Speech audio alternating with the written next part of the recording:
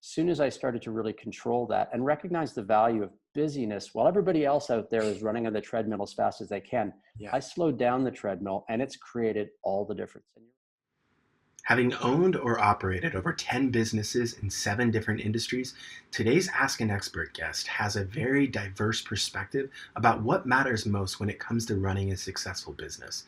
Hi, I'm Joshua Carlson, co-founder of Propelo Media, and today I sit down with Marty Park. He's an entrepreneurial coach, he's a sales and leadership trainer, and he's also a speaker and best-selling author. Today he's going to share a plethora of insights, some of which include the importance of time blocking so you can focus on Pareto's rule, the 20% that matters 80%. He's also going to talk about the value of building a great team around you so that you can carry the vision and the culture through the entire organization. And he's also going to talk about the importance of consistency in your marketing. If you're not going to be consistent, it's not even worth it to start it. Now let's hear what Marty has to say. Good morning, Marty. Thank you for coming on our Ask an Expert podcast. Hey, great to be here. Thanks for the invite. Great. So I've got a question to kind of come out of the gates. You are a serial entrepreneur. You've done a lot of businesses. You've led them. You've started them. What is it that drives you? Where did that come from? I think some of it for me was personality. Okay. I'm highly independent. I don't like somebody else telling me what to do. Okay. I'm driven, right? I'm really competitive. I think so. A lot of my natural personality was a driver for me becoming an entrepreneur. But also the love of business is a bit of a game, and just some people are. I went to school started taking business for a young age. Was interested in transactions and sales, and business just seemed to be something really interesting to me.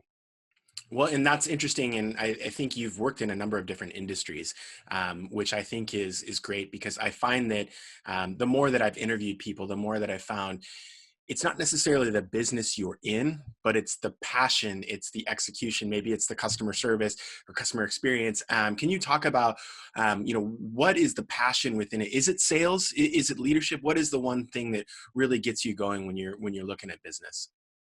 So it's actually changed for me over time. But I would Okay. say that it's what I really found to be interesting. I've had, I guess, two scenarios. One is I have a passion for the moving pieces and learning about the process of business. Okay. So it was about becoming a really good salesperson, then becoming a great sales manager, then becoming, and then how do you become a great CEO? I was CEO of a Right. public company. But alongside of that, I've had 13 companies in 7 industries. And what I found was that passion that you talk about, the places where I've had the most success, I really was passionate about our product or service. So Okay. I was enthusiastic and passionate about business, but when I could combine that passion with Yeah. also loving our product or service, sales, everything just was better and smoother and easier versus places where I've gotten involved in businesses where it was really kind of my head, but not my Yeah. heart. And those were, I think it comes down to Monday morning, getting out of bed and being passionate about going to the office. You have to be into something that you love. And the best place is when you've got an overlap. You love business, but you love what you're selling, that product or service. But man, passion, big word. Well, I couldn't agree more. If you can have passion about the product and the service, as well as just the business aspects of it, um, what's the criteria or what's the way that you go through in evaluating a business to kind of determine, hey, is this really aligned? Am I passionate about this? Is there a specific, method you use, or is that something that's just kind of a gut when you look at a business? It's changed over time. Okay. Originally, I got into a lot of businesses because somebody would say, "Hey, you want to partner up and do this?" And I'd be like, "Ooh, that sounds like fun. Let's go." Sure. I thought nothing of risk or capital costs. So now I go through, and I think I still lead with that. Is this interesting to me? Okay. The next question. I was in the software business for a long time, both owning a company and then I went to work for a little while. And in software, I realized that. Uh, I didn't care much about the end product, right? Somebody Right. being able to do an expense report faster or administer a server from a distance. I was like, this is not changing anybody's life. So I Right. first look and think, do I have an enthusiasm or passion for the product or service? Then I look and say, is this giving people a good experience or Mm. having a positive impact on people? Right. And then if that works, then I look at, okay, what's the financial risk and model that needs to go on here? Do we have to go raise $10 million or is this, shoestring? How big is this opportunity? Could we go around the world with this? Is it just going to be local? And I try and figure out as I evaluate the product, service, the impact it's going to have on people, the Hmm. size of the business and the opportunity, and mitigate the risk. Is this something I could lose my house over? As I Right. kind of walk through all of that process, it really starts to, I guess, form just an overall gut feeling of, yes, this is something I want to pursue, or no, it's not. And Okay. sometimes that's also quiet reflection too, right? You go Yeah. through that active process and you wake up one morning and go, I just know this isn't a good fit for me. Right. So basis on data, but still following kind of that heart. And it sounds like from your experience, that's something that's grown over the years, which gets to my next question. Passion and the passion that we have. I'm sure you've seen it. I've certainly seen it. You walk into a new organization, and I don't want to say, you walk into an existing organization. You can see who has passion and who doesn't. When you move into a new org, what's the process that you look at to? Well, I guess let's back it up. Can you train passion? Is that something that you can develop in somebody that, when you walk in, you're like, this person, they've got great, hard skills, but their soft skills, they're just, they're punching a time clock. If you could train passion, I think you should bottle that. I mean, Okay. there's a market leader right there. I don't think you can, but I think what you can figure out is, and I've had this experience with people where they've said, I'm not really passionate about this product. And I've Right. said, okay, but how do you feel about the customer experience? Mhm. And they're like, oh, I'm really passionate about customers and that relationship. And you're like, okay, so that's going to be your focus. So I think the same way I mentioned, and previously I've been passionate about the selling or selling Yeah. process and sort of just that whole game of sales.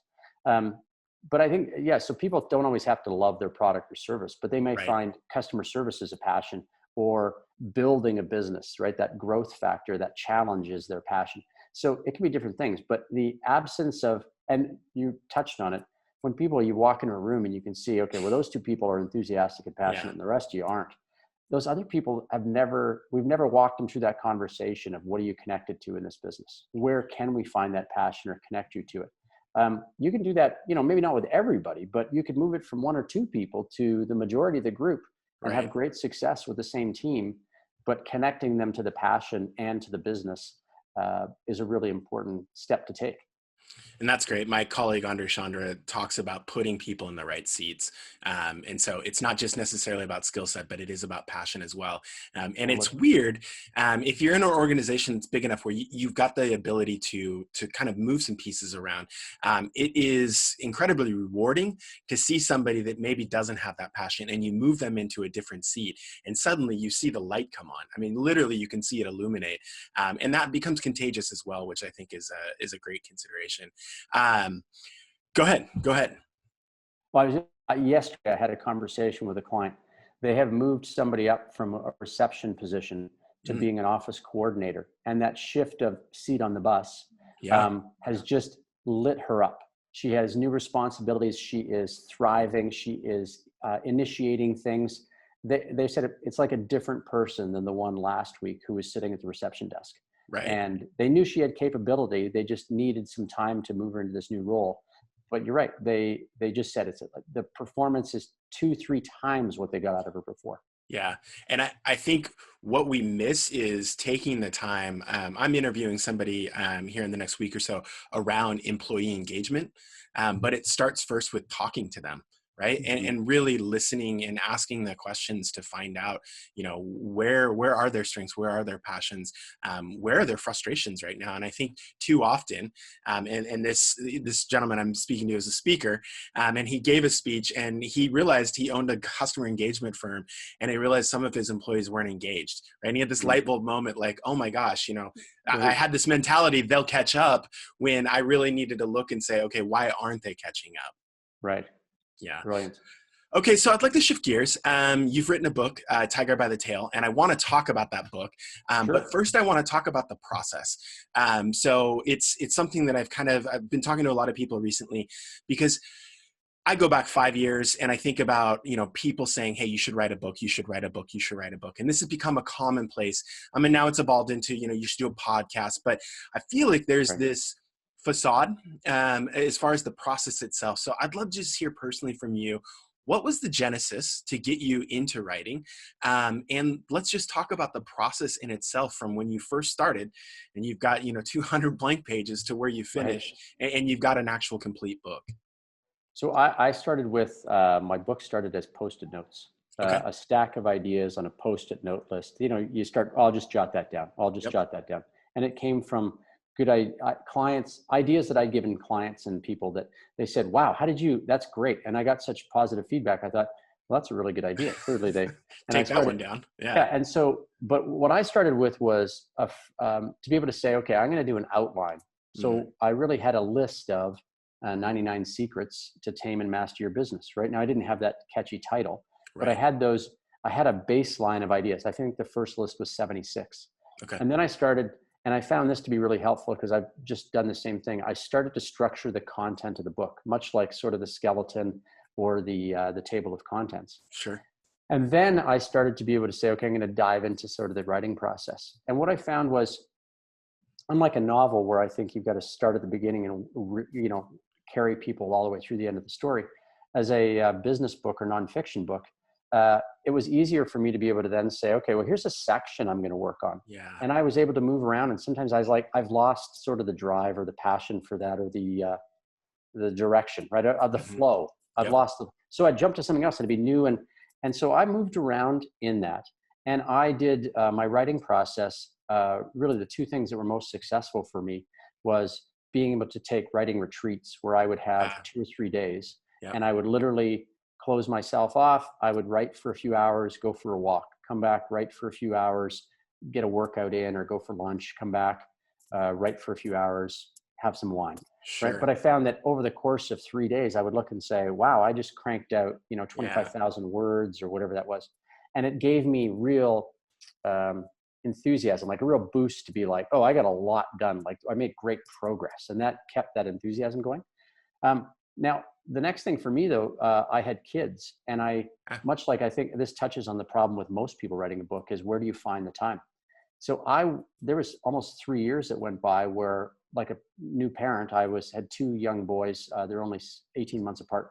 So had a baby for 3 years, and I was exhausted, and yep. it was always like, okay, well, I'll try and find time after work. Oh, that's family time. Okay, well, after family time, oh, it's sleep time, and then I'll get up early. And what I realized was my frustration was growing with not Yeah. making more progress in getting back to the book. Yeah. And I was able to say, all right, there's nothing in my regular calendar where I can fit this in, that quiet time, that really focused hours. And so I thought, okay, well, I've got to extend the calendar. So I started waking up Sunday mornings at about 3:30, sometimes 4 a.m. And I would get up at 4, get the coffee going, sometimes come to the office and write here, sometimes Yeah. go to the basement.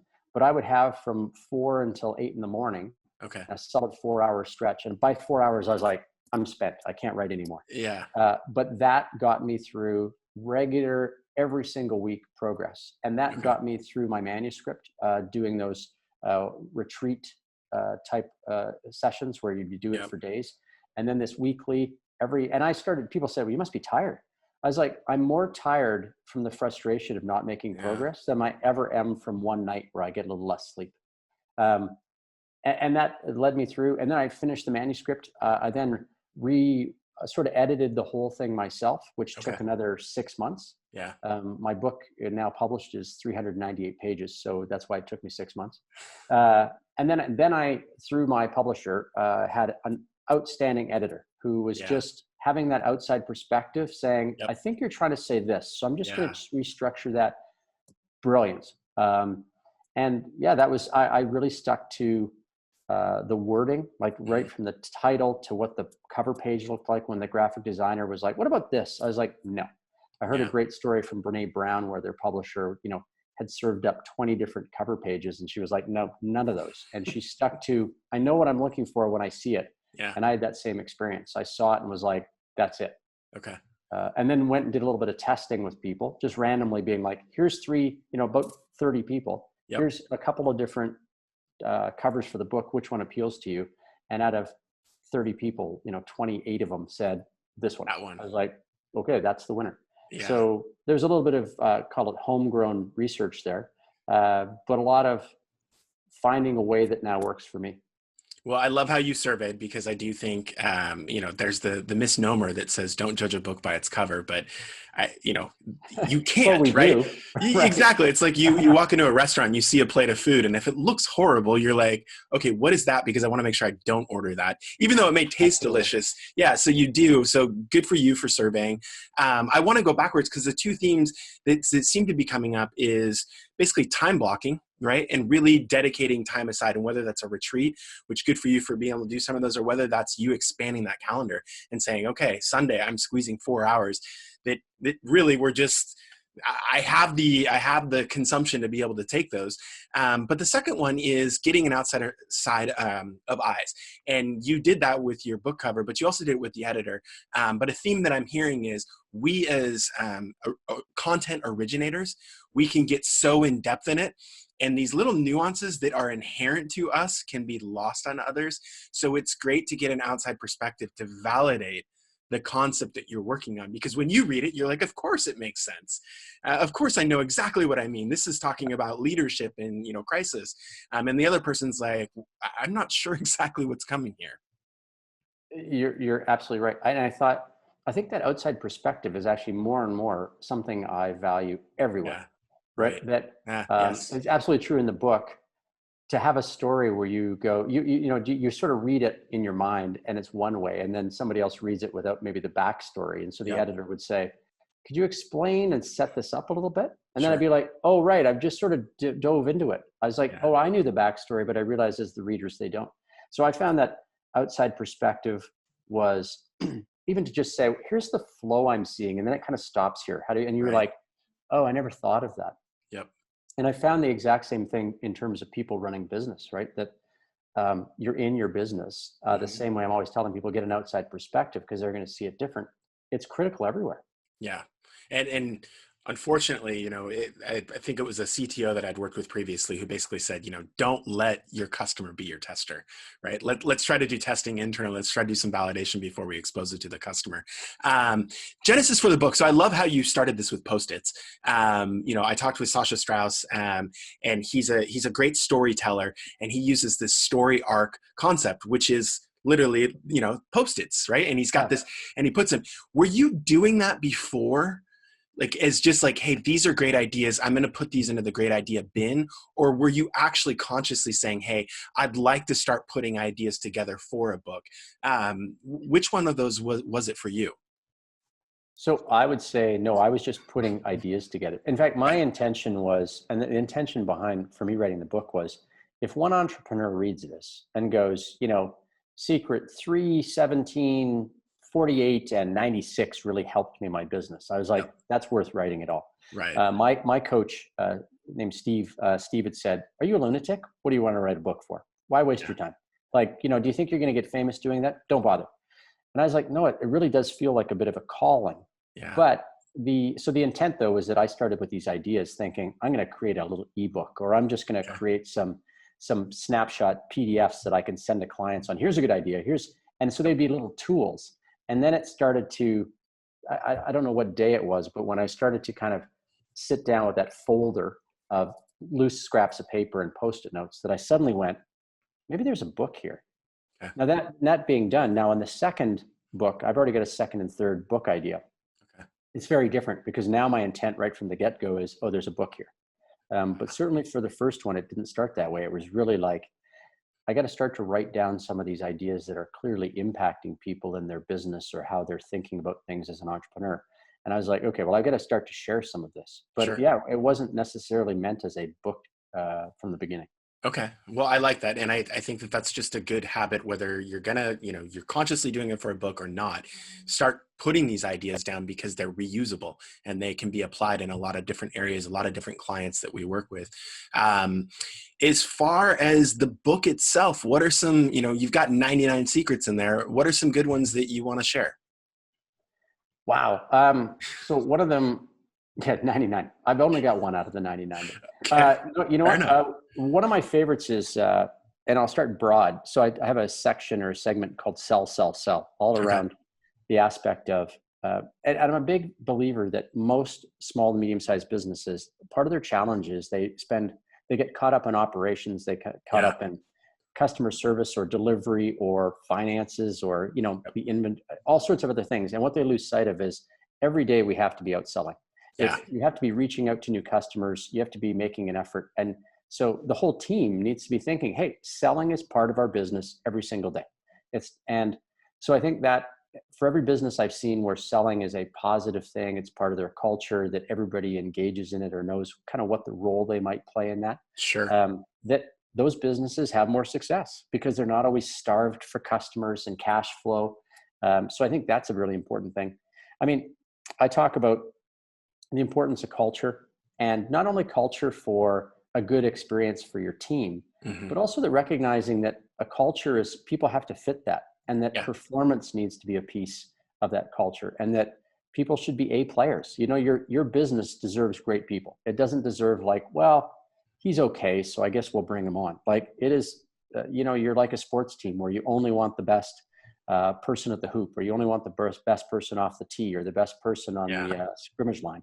And so I like that. I mean, I have some funny stories in the book. I mean, I talk about drink scotch, and people go, this is a management strategy. And I was like, one of the best things for managing business partnerships, tough relationships, is I have sort of a step-by-step strategy of how drinking scotch is really a way to mitigate conflict, right? And on the flip side of that, I talk about how most people show up at meetings as beverage management. They're mostly concerned about their water, their coffee, their whatever they've got with them. Yeah. And they show up with no paper, no pen. They're not writing anything down. They're just there to take up a chair. And you're like, how do you turn that around to create meetings that are effective? Yeah.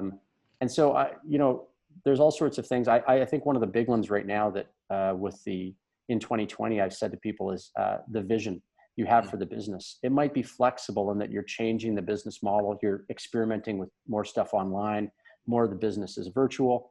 But you really got to get back to, what do I want to create with this business? What did I have as a vision early on? What is it now? Yeah. And realizing that's an organic thing. You've got to use that for an inspiration when there's so much negativity in media or with pandemic or any of those things, that you're like, no, I'm really centered with my vision on what we're going to create. And even though it's a tough time right now, I'm sticking to it. And maybe the last piece I touch on that I think is, I mean, there's 9 segments. And so one of them is owner management. So true with entrepreneurs that we give everything to our customers. We give everything to our team. And that so often we're put last. I don't mean just, that element of pay yourself first, because most people pay themselves last, but the extension of self-care, of where you get focused work time and you don't just give up away all your time to everybody else, so that you really can be that visionary and the person being strategic. I talk about an entourage that I think every business owner, much like a rock star that gets off the jet, and they've got 20 people behind them, that every business owner should have a massage therapist and a chiropractor and a personal trainer and, somebody to help them domestically around the house, or, the lawn maintenance guys and all of those people that are a support system for an entrepreneur, a coach. All these people are the entourage that I think every successful business owner needs. And so that's sort of a broad stroke of all the crazy things we touch on in the book. Well, so great stuff. One is, I'm reminded, I talked with Howard Behar, former president of Starbucks, and he said, you may not like the culture you have, but it's the culture you deserve. So I like the fact that you're talking about, hey, look at your vision, look at your culture, because things do change. And if you're not cognitive of that change, then guess what? That is the vision, that is the culture that you now earn. And so coming back to that, I think is a great point that you bring up here. And the other one is Jesse Cole. He's got a fascinating story. In Georgia, he bought a baseball team called the Savannah. Actually, I don't even know what they're called, but he did a naming contest, and they're now called the Savannah Bananas. But he talked about how he wanted to grow. And so he started a podcast, and he started reaching out to people.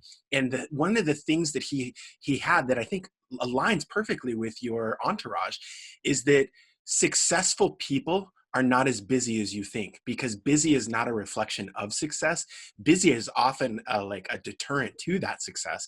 You should have a team. You should build that team. And that should, the team should be doing elements, that maybe I don't want to focus on, I'm not good at, but build that team, have that entourage, because that allows you to maintain that vision.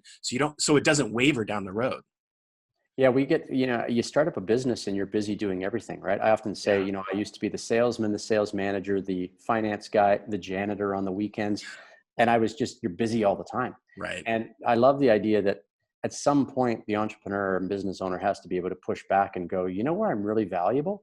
Yeah. It's when I'm sitting back and my feet are up and I'm just thinking about the business. And Yeah. funny enough, I talked to a guy yesterday. He runs a company that they do about 55 million in sales annually. Young guy, super. And we talked about that space. And and I call it legend because I Okay. haven't talked to either one of these guys, but Bill Gates and Warren Buffett, who, financially have done okay for themselves. Reasonably. Uh, yeah, they both talk about that. Warren Buffett's famous for sort of the blank daytimer, Mm. right? Very few entries that he has time to pour through the papers to look at things. Now, Yeah. granted, he has a team of analysts who are working overtime and crunching the numbers, but he creates that space. And Bill Gates always talks about space and time to read and to think. Yeah. And I think that, yeah, that's so critical for the business owner to feel the confidence and the courage to go, I'm locking the door. I'm Yeah. leaving the office for a couple of hours to go, find a nice third place, whether it be that Starbucks or coffee shop, but someplace I can just think about the business. You got to be able to get out of the day to day once in a while. Yeah, I feel like there may be some people watching this where they're like, yeah, right, like that sounds like a nice concept. But Bill Gates and Warren Buffett, these are obviously, mega icons. But the reality is there's good businesses that are, small to medium across the way. You only get that by building that team. And so you have to be really focused on building that team. And, I think I just can't stress going back to this busyness. I feel like because we are busy, we think it's meaningful, we think we're productive. But go back to that 80, Pareto's rule, 80-20. Yes. If you're not focused, like 20% of what you do should be 80% of your revenue or your impact. And so if that's not the case, then you really need to just step back and do it on a weekend. Spend a whole weekend evaluating how you're spending your time and assess what is actually moving the needle, what is not, and put more time into that. That will instantly buy you more time.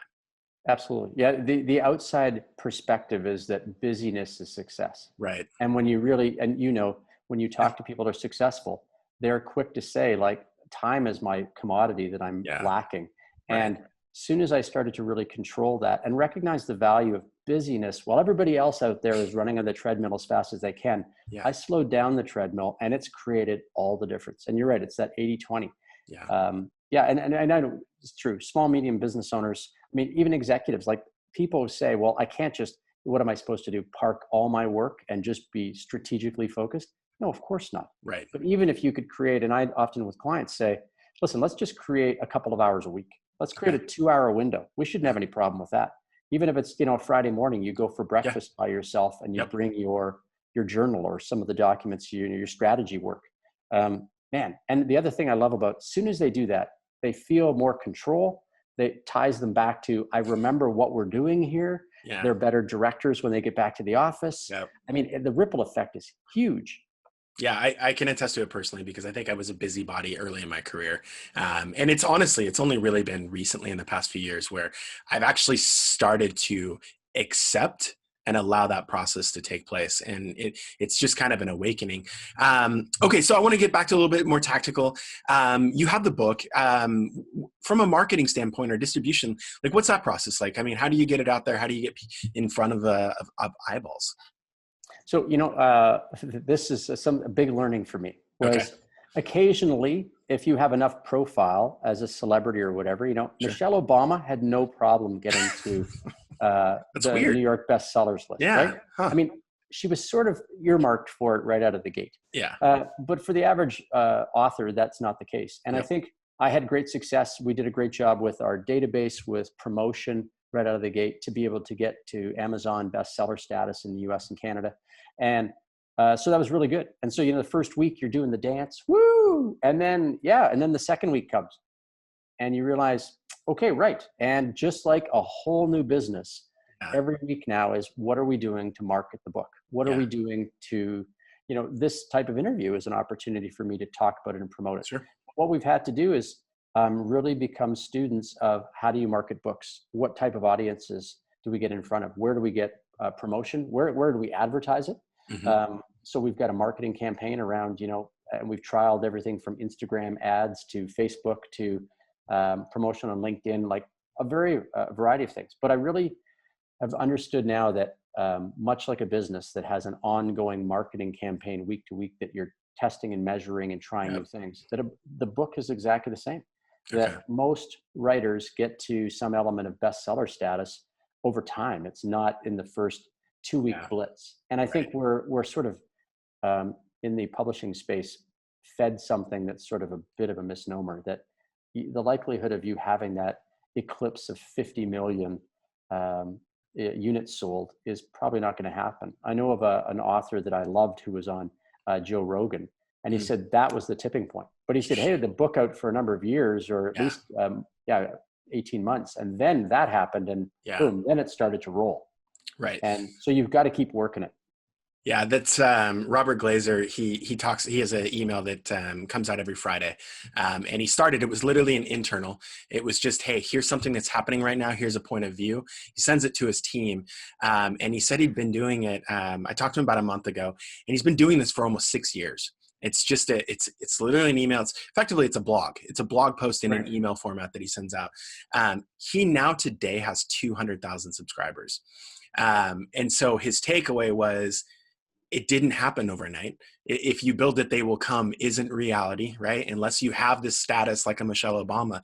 And no doubt, I've heard, and I've read numerous, and I've read articles. She's got a great book, so I don't want to discount, the quality of the book. Right. Yeah, but it's the consistency factor. So I'm glad to hear that you guys have come to that realization, and it's this, hey, this is a process, and we need to stick to the process and grow it. And you're already on book 2 and 3. Right. And that's a testament to, like, it's not just a one and done. This is just an ongoing process, which I think is content in general, right? Whether it's books, podcasts, blogs, emails, whatever it is, you don't do one, it's like, it's January 1st and I want to lose weight. So I go to the gym on Monday and I come home and I step on the scale and I'm like, wait a minute, that didn't move. Yeah. Well, I guess exercise doesn't work. No, you got to be consistent with anything. I think there's an identity piece there that ties in, right? That you then sort of flip a switch to being like, oh, I am an author.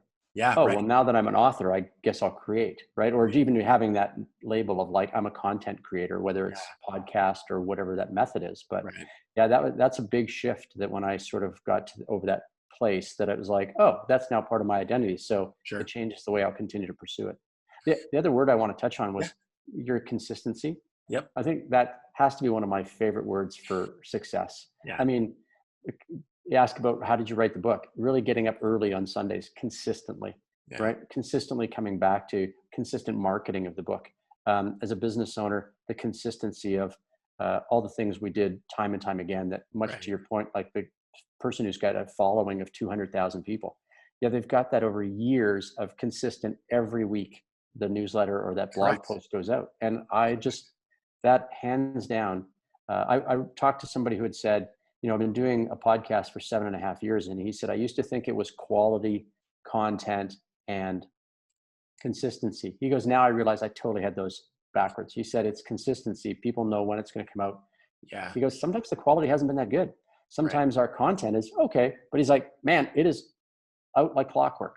Yeah. And I love that. That's been something I'm more and more in my business and personal life. I'm really using that word consistency.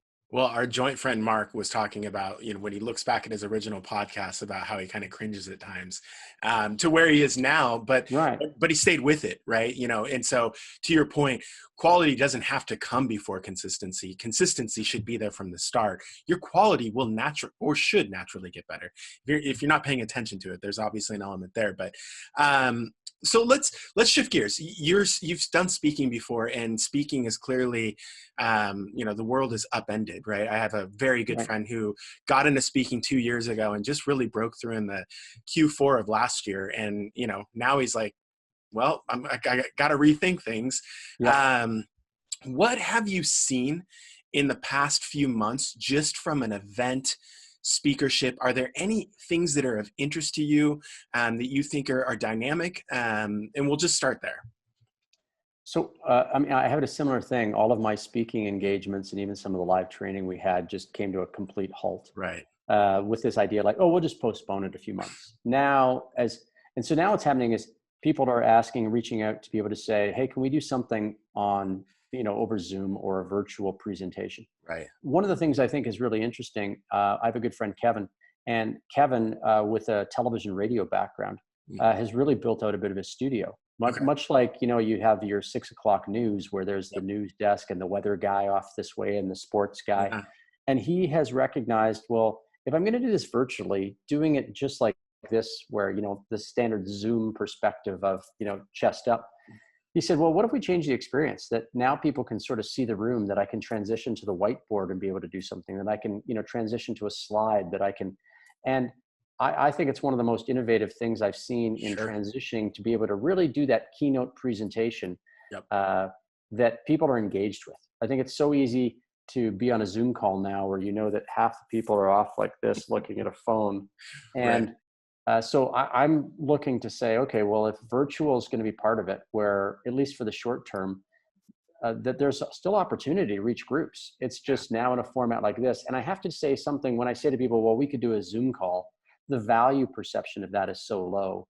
So I like this idea that a virtual presentation where you can talk about, I've got a stage here, that, yeah, that changes the whole perspective. I know a manufacturer out of Nova Scotia, of all Okay. places, who they sell trailers, Okay. and they built a virtual showroom Uh, on the spot. And now what they have is mic'd salespeople with a cameraman, and they follow them through the sales center or their stage, yep. and they sort of have a sound stage with a couple trailers, and they can talk about features and functions, and they're having a two-way. And he said it has been unbelievable. It has reduced their travel costs so dramatically they Sure. won't go back to the old model. But he Right. said we had to invest in this whole experience people were going to have through a Zoom or through the camera. And So I love that. are That's these the live space. events? Like, are these like live streamed, or are they like kind of pre-recorded in this, dynamic engagement? They do both. They do Okay. standardized ones that are sort of pre-recorded, but then Okay. actually, because the trailers have a dollar value that's seven figures, they will literally have people get on. So if I was the salesperson, I'd say, "Hey, good morning, Josh. Great, let's walk you through," and I would be live doing a sales call and a demo, Sure. and walking you through with somebody, my Yeah. cameraman, Right. and we would be interactive, and you could ask about specs on it, and I go, "Oh, let me show you this. We'll come around the back of the trailer," and Yep. so they use it as literally a live sales call because they Right. realized selling a trailer where it's a physical thing, just doing that through Zoom wasn't going to be enough. Yeah. And so they use it for marketing with the standardized pitches or the standardized videos, and then they use it literally as now you're live with the salesperson in the Right. showroom, and I can see that application with cars, with all sorts of stuff. But I think what a great innovative display of where Sure. speaking can go and where presentations need to go. Well, I great hearing Kevin's got this studio set up, because this is second time in a week from a speaker that I've talked to where they've actually talked about the studio aspect of shooting as opposed to just this format. And that other speaker was speaking highly of, hey, this is a much more natural, it's much more intuitive, and the end product is so much better.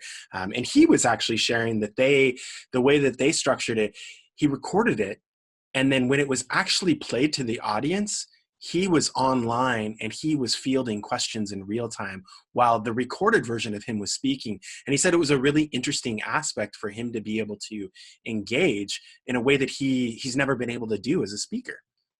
I was just last week involved with Tony Robbins' Unleash the Power Within virtual. Okay. And now Tony Robbins is operating at a level most people can't operate at, right? Sure. So he contacted Zoom and said, "I want to build out a studio."